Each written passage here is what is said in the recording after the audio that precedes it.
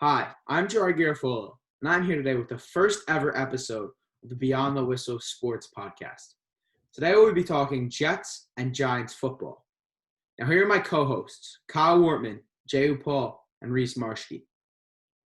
I'm Jay Paul. I'm 15, and I'm a fan of the Jets and the Knicks. Hi, I'm Reese Marshke. I'm also 15, and my teams are the New York Jets and the Brooklyn Nets. I'm Kyle Wortman. I'm 15, and my teams are Jets and Knicks. So let's dive right into it. The Jets played well enough to win this game on Sunday against the Las Vegas Raiders. They just couldn't get it done. Sam Darnold was 14 for 23 with 186 yards, 2 touchdowns, and an interception, plus 2 fumbles lost. Ty Johnson came out of nowhere and had 22 carries for 104 yards and a touchdown. Josh Adams contributed to the run game with 8 carries for 74 yards. Jamison Crowder led the way in the receiving game with 5 receptions, 47 yards, and 2 touchdowns. Neville Hewitt led the way with 12 tackles and a sack. Quinnen Williams had 4 tackles, 1 sack, 1 tackle for loss, and 3 QB hits. So, Jay, what do you think that the Jets could have done to win this game on Sunday? Well, I think it all starts with the defense.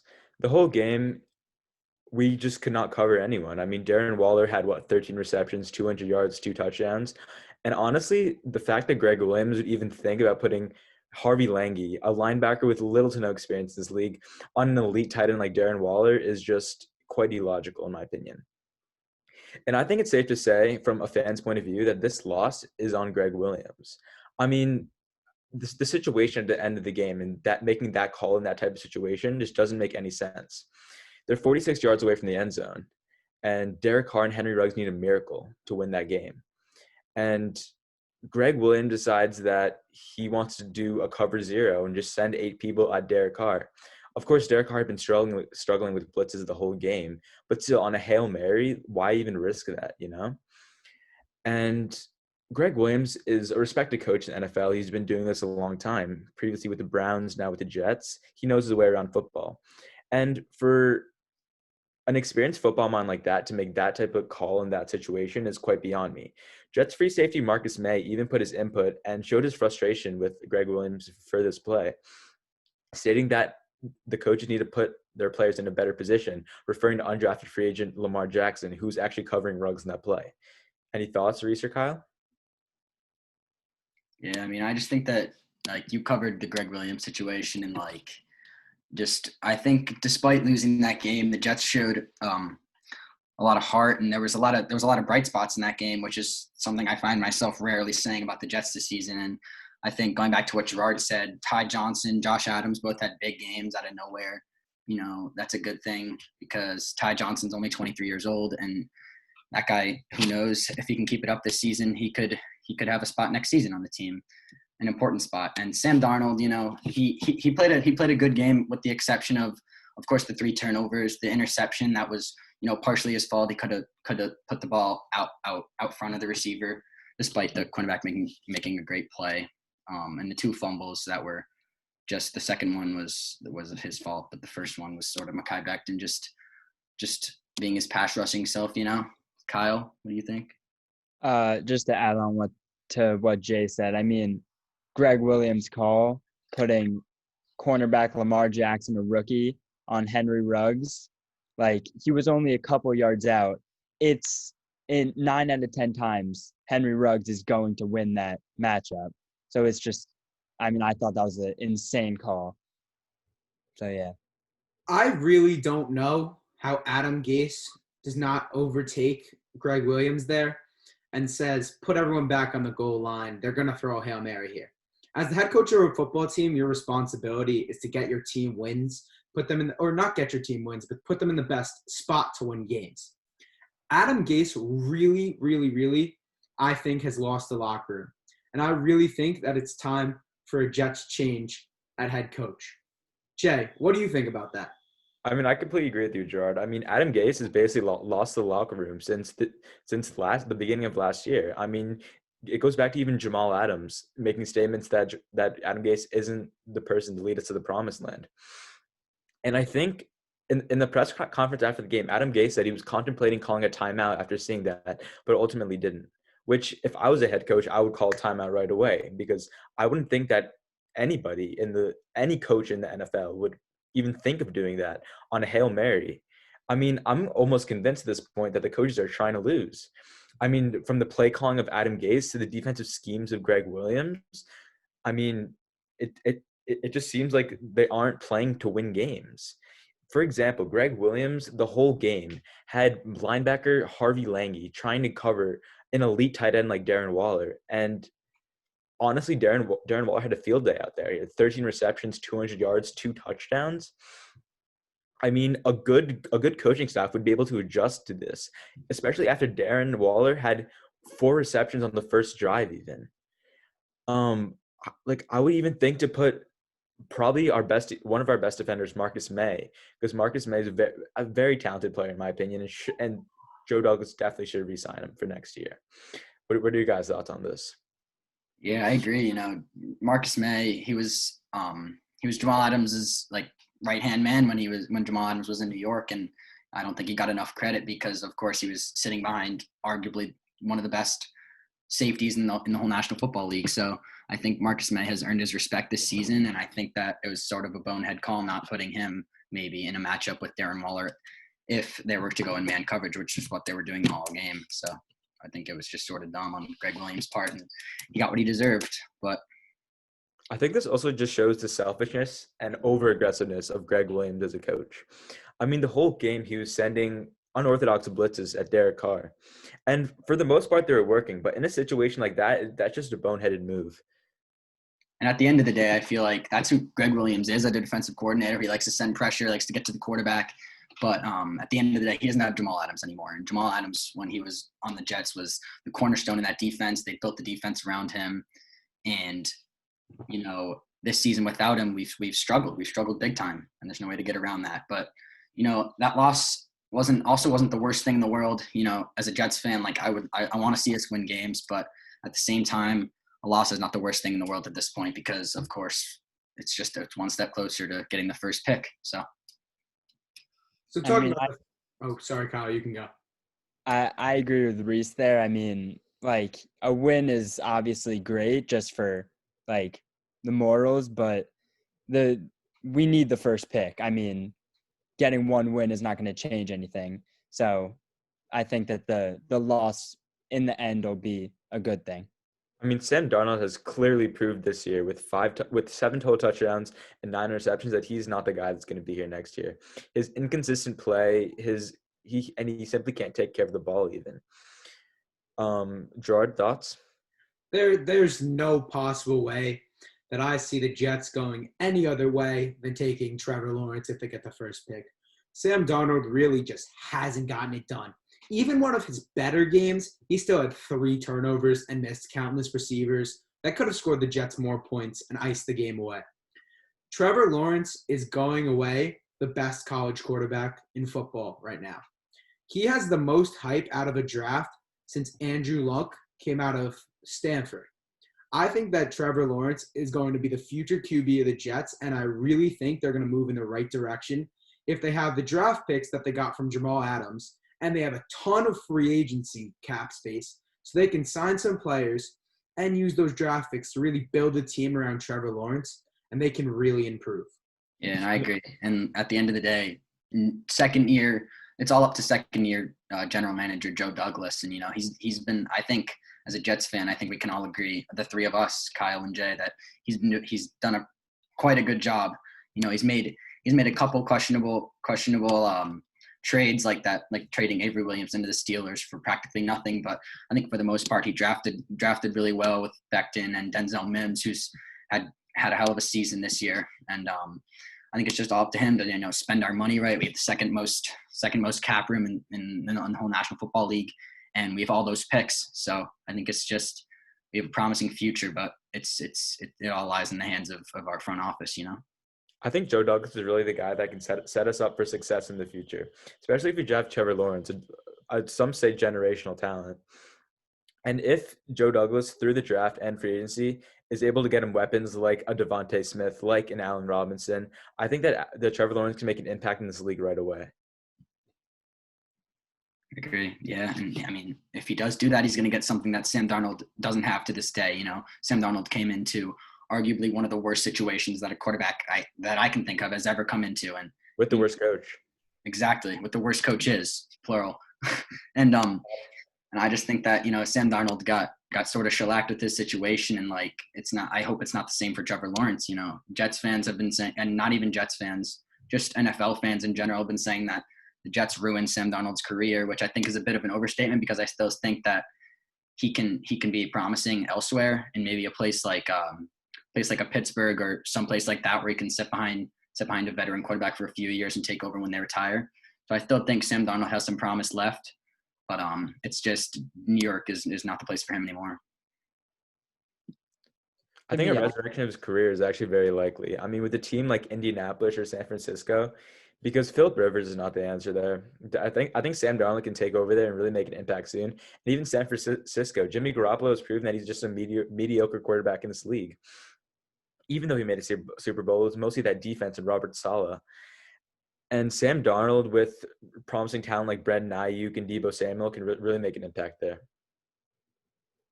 Just adding on to what you guys said about Trevor Lawrence, like, I mean, I know he's obviously a great player, and I hope he does great in the NFL, but there's no guarantee that he will be what he is in college in the NFL. Like, he's on a great team with great coaching, and he could turn out like – so Jamarcus Russell in 2007, drafted first overall by the Raiders, he actually obviously played 3 seasons and was a complete bust. So you never really know what's going to happen.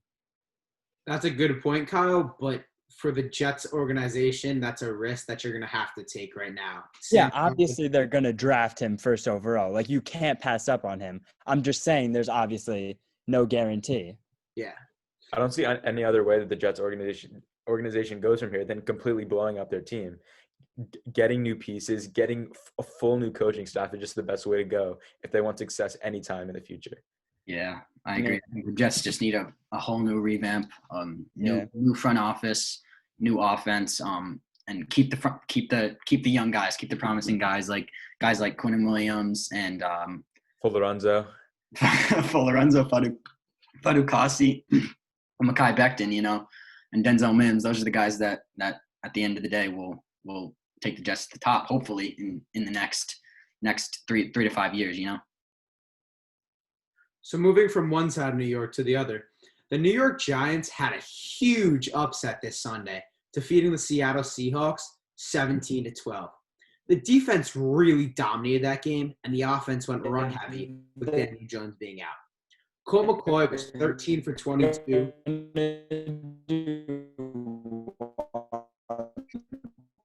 You good, Kyle? I think Kyle's having some technical difficulties, so let's get back into it. Colt McCoy went 13 for 22 with 105 passing yards, 1 touchdown, and 1 interception. Wayne Gallman had 16 carries for a boatload of 135 yards. Alfred Morris had 8 carries, 39 yards, and 2 touchdowns. Blake Martinez led the way on the defensive side of the ball with 10 tackles. And Leonard Williams really came up big with 2.5 sacks. The Giants' defense had many young late draft picks come up big this week, like Carter Coughlin, Tay Crowder, and Darnay Holmes. Reese, what were your thoughts on the Giants game this weekend? Yeah, I mean, I think the reason that they won this game is obviously their defense, and their defense is something that's been not carrying them, but it's been a huge help to them all season, and that's the reason why ultimately they're at the top of the NFC East. And I think that once again, as you mentioned, their young pieces really stepped up, and I think that's a good sign for Giants fans. I think you also have to give some credit to Colt McCoy coming in as a backup and being a team like Seattle. I mean, obviously, they didn't win because of Colt McCoy, but he came in, threw a touchdown, managed the game, and he was able to pull out a win. Yeah. You know, he did his job, and he did his job. You know. I completely agree, Jay. Colt McCoy, what I said before the game is for the Giants to win, Colt McCoy cannot beat the Giants. So Colt McCoy did exactly that. He was a game manager this week. He let Wayne Train go crazy, and he let the offensive line just pound and ground. Seattle was even sending 6, 7, 8 guys in the box, and the offensive line was still dominating, which I'm very excited with. But Colt McCoy did not beat the Giants this week. The defense won the game. I think that was really, really good. So with this big win, the Giants are sitting atop of the NFC East with a 5-7 record. But the Redskins, Washington football team, are right below them, also with a 5-7 record, but the Giants have the tiebreaker. Kyle, is there any way that the Giants win the NFC East this year? Yeah, 100%. I think that they could, like, the football team is not a very good team. They're pretty good. I'd say they're a little below the Giants. The Cowboys suck, and the Eagles are even worse. There's no chance that either of those teams, like, beat out the Giants for first place. So in my mind, I do not see the football team beating out the Giants for first place. Jay, I know you're an avid, or not avid, but you do like the way the football team is looking right now. Do you think the Giants can beat them out for first place? Yeah, but Jay's a big football team guy. I mean, I feel like the football team, their defense is super underrated. Ron Rivera has completely changed the culture there. Alex Smith is, not losing them games. He's actually had a great game against Pittsburgh last night, 300 yards and a touchdown. Obviously, Antonio Gibson is a great young piece. Terry McLaurin, top 10 receiver in the NFL, in my opinion. And just overall, I'm a big fan of them. But answering your question, I think it's going to be very close. I mean, the Giants and Redskins, the Giants and the Washington football team have completely shocked us. Who at the beginning of the year thought that the division was going to be between the New York Giants and the Washington football team? No one. Everyone thought it was either the Cowboys or the Eagles.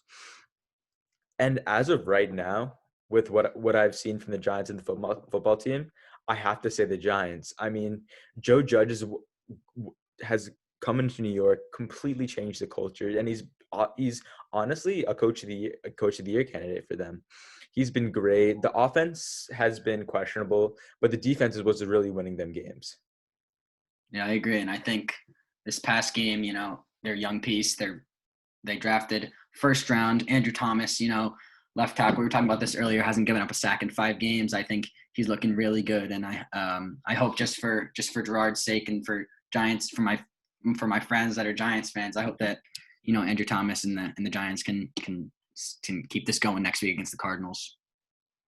We'll talk about Andrew Thomas, and the Giants defense is led by 2 new free agents that they got in James Bradbury and Blake Martinez. And Logan Ryan. Logan Ryan. And the guy that really pulled the strings on signing those people was Dave Gettleman.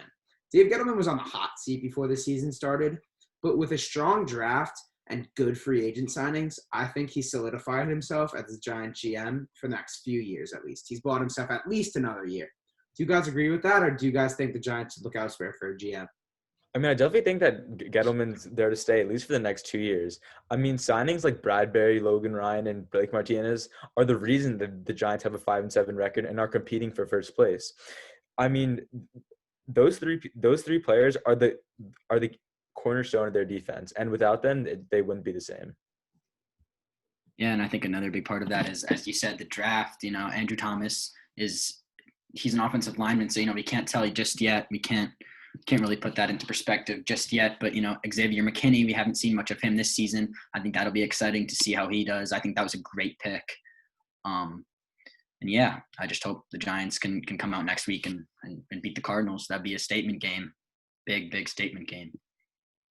To be completely honest, I don't think that he will end up getting fired after this year, especially if they make the playoffs. But we can't forget they're 5-7. It's not like they're 8-4, whatever. They're 5-7. They're still not a very good team. They're below 500. So I just don't think that we should forget about that. I mean, with the 5-7 record now, I don't know about you guys, but at the beginning of this year, I thought the Giants were a 4-win team, 5-win team at most. And don't forget, they started this year 0-5. So to go from 0-5 to 5-7 is just quite astonishing. And And they've won 4 straight. So that is a big statement right there. also starting off 0-5 and losing your best offensive player that you were building your offense around in week 2. Some guys have really stepped up this year, and I think that's on account of Joe Judge. I'm really, really impressed with Joe Judge. I like where this team is heading, and I really think that in the near future, the Giants will be back as contenders. In Carl, I my have a question for you. I just have a question for all three of you. Do you think, you know, as a Jets fan, I don't watch very many Giants games because sometimes they don't match up or whatever the situation is. So I don't get much time to dissect. But is Daniel Jones the guy you guys think, or is he on the hot seat? How many more seasons do we give him? Well, in my opinion, I think that Daniel Jones is here to stay at least for the next 2 years. Obviously, he had a rough start to this year with all the turnovers. But we can't forget, in his rookie year, he threw 24 touchdowns and 12 interceptions is okay, but still, 24 touchdowns, 12 interceptions in your rookie years is very impressive. This year, obviously, he's sitting around 8 touchdowns, 9 interceptions. But I feel like towards the last few games, he's really been more conscious about his turnovers and he's really taking care of the ball and leading the Giants to these wins. I mean, and he's even bringing it with his legs too. And if he hasn't been playing the way that he has been lately, and he's throwing these turnovers, the Giants would not be in the spot they are in right now. Yeah, I completely agree with you, Jay. Some of the turnovers that Daniel Jones has are completely not his fault. Like, for example, there was a game in Philadelphia earlier in this year where Evan Ingram got hit in the hands. The ball bounced off of his chest and into the defender's arm. That goes on the stat line as a quarterback interception, but that's not on the quarterback. Like, Daniel Jones, yes, he has the turnover problems, but you can tell he's working on it. Coming out of the bye week, a game against they started off with a game against Washington, and then, or not out of the bye week, but they played Washington and then they played Philadelphia. Throughout those 2 games, you saw Daniel countless times make an effort to really cover up the ball and protect it. For example, having it on your outside arm as you're running it out of bounds, or tucking it away when you feel pressure, or having 2 arms on the ball when you're running into the end zone. He really did that, and he really improved. I think that Daniel Jones, if he minimizes the turnover, has an opportunity to be a stellar quarterback in the NFL. Kyle, do you agree with this, or do you think the Giants should go another way? I mean, I think that they should give him some more time because he has shown bright spots, obviously, especially on his feet. He's been doing very good this year running. But I just don't see, a wow factor in Daniel Jones. He's not the best at, anything, which obviously you don't need to be in this league because there's 32 teams, so only 32 quarterbacks. But I really don't see him ever being a superstar and winning Super Bowls, but I hope he proves me wrong, to be honest. But I really don't think that Daniel Jones needs to be a superstar in order for the Giants to be successful. I mean, look at Eli Manning. In the regular season, he was an above-average quarterback, but it's what he did after the regular season, in the postseason, that led the Giants to wins. I feel like for the Giants to be successful, Daniel Jones does not have to be this type of superstar, because as what we've seen this year, it's the defense that's helping them win games. And if the defense can hold teams to under 20 points, then Daniel Jones' job is just made so much easier. I mean, but he still has to get points on the board. That's the thing. Yeah, I agree. And I think Daniel Jones, while ball security was obviously a huge issue last year, led the league in fumbles. I think he's improved on that issue tremendously. He's still thrown 9 interceptions this season, which is tied for 8th in the NFL, and I think he still needs to clean that up. As Gerard said, a lot of them are not his fault. I think that his decision making is still subpar. Needs to work on that. But as Kyle said, his mobility is something that a lot of people oftentimes overlook. And he had that very long run earlier this year that could have been a touchdown, but he tripped. So. And he even had a rushing touchdown against the second time against the Eagles, which I thought was very impressive. Yeah, he went the way he goes from 0 to 100 is something that I have never seen before in a Giant quarterback, and it just brings another aspect to the offense, which is teams have to start worrying about. Like Daniel Jones, I think Daniel Jones should start to be spoken about in the category of running quarterbacks, maybe not with the Lamar Jacksons of the world, but maybe with like the Kyler Murrays and Josh Allens and even Aaron Rodgers and Patrick Mahomes. They know how to get out of the pocket and move around, and they can run that RPO when you need them to. I think that Daniel brings a threat to the game that not many quarterbacks can, and he's not a traditional quarterback, and I kind of like that. I think that brings a little balance to the offense, and I think it's pretty good. I feel like nowadays, the normal quarterback is turning into a dual threat. Like any quarterback coming out of college or that can't use their legs, like there's no real like Big Ben's or Tom Brady's. Like every single quarterback now can run. All right, well, I think that does it. So is there anything else you guys want to say? Go Jets. The Jets. Jets 12-4 next year. Heard it first. Tank for Trev, please fire Gase. Yeah. Gase isn't Gase. fired. I'm done being a Jets fan. Nah, they're gonna fire him. I'll give him a week after. I'll give him. He's getting fired the next day. He's getting fired on Black Monday. After our week 17 game, I give us a week before we fire him. And Gase won't have a Merry I'm not Christmas giving him a second. I'm not giving him a second. Won't be too merry for the Jets this year. We were talking about the Jets, and I think while we were gonna wrap it up, I think we just need to talk about one more thing. And that's like who the head coach is gonna be in the 2020-2021 season. Or sorry, 2021-2022 season. And as a Jets fan, this is something that we've been talking about for 2 seasons now. And I think it's just something that we definitely need to touch on. So Jay, Kyle, what do you guys think? I know Jay, we've talked about this before, but I mean, in my eyes, there are 3 candidates that I would be very happy with. Actually, 4 candidates I'd be very happy with.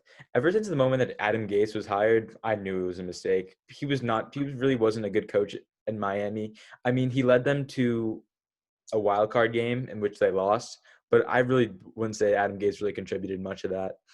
So the 4 candidates in my eyes are offensive coordinator for the Chiefs, Eric Bieniemy, Iowa State head coach, Matt Campbell, Panthers offensive coordinator, Joe Brady, and retired former Steelers head coach, Bill Cowher.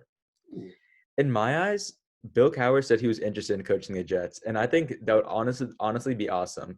I mean, he's a Super Bowl winning coach, Hall of Fame coach, and for him to be interested in the Jets and trying to rebuild this absolutely broken down organization is actually really intriguing in my eyes. Thoughts, Reese? Yeah, I agree. And we heard these rumors these past couple of days of Bill Cowher coming to the Jets, and I think that talk about a culture change. That would be something else for the Jets. And while that'd be very risky for Bill Cowher, I think that if Joe Douglas just puts the right pieces together, I think that it'd be hard for someone like Bill Cowher, a legendary Hall of Fame coach, to mess that up. And I think that would be a huge part of our success in the future. Would be a guy like Bill Cowher or maybe a Joe Brady. I like how the Giants just completely have their head coach right now, and the Jets are just looking for theirs. They can't find it. All right, third. Jets are looking for the head coach. God, when was the last good head?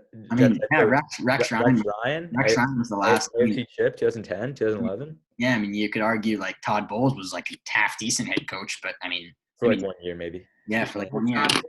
Todd Bowles is doing very well in where Tampa, yeah, Tampa as a defensive coordinator. So you had your Todd Bowles era, but Ryan Fitzpatrick threw that one away in Buffalo that year. Bad. Week 17. We don't talk about that. We don't talk about always remember that throw. That throw was brutal. All right, well, nightmares about that one. Thank you for watching. Oh, Kyle, you have anything else to say? I just have one question for you. Yeah.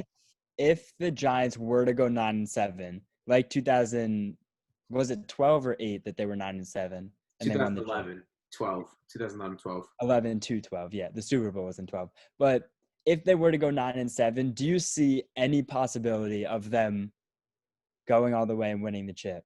As a 9-7, I already bought my tickets to the Super Bowl. No, I'm kidding.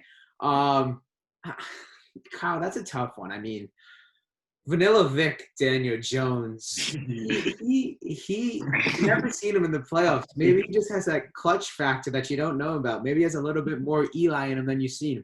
Yeah, Or but at maybe the same throws time, 3 you know, picks and the fumbles Giants are twice. yeah, but at the same time, the Giants are filled with young, non-playoff experienced guys, and I think that like Yeah, that's gonna hurt him.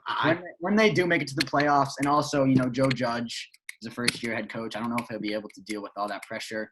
But I don't know. Hopefully the Giants prove me wrong, and it all starts with a strong finish to the season. They're on a big streak. Hopefully they can keep it going and get some momentum going into the playoffs. Yeah, I agree. But talking back on Kyle, the ideal path that we're going to the Super Bowl with, we're beating Russ in the first round, a Hall of Fame quarterback. We're gonna beat Rodgers in the second round, another Hall of Fame quarterback. And then we're gonna beat Brady in the third round, another Hall of Fame quarterback. Yeah. I honestly don't. And then we'll beat the GOAT Patrick Mahomes in the Super Bowl and win the Super Bowl. Patrick Mahomes is somebody. The Jets are going to be in the Super Bowl. I Gonna be Jets versus honestly Jets? see a way that the Jets can make the AFC chip this year. Yeah, I mean, it's not like they were eliminated from playoff contention or anything. Like that didn't happen. The Jets were eliminated from playoff contention week 1.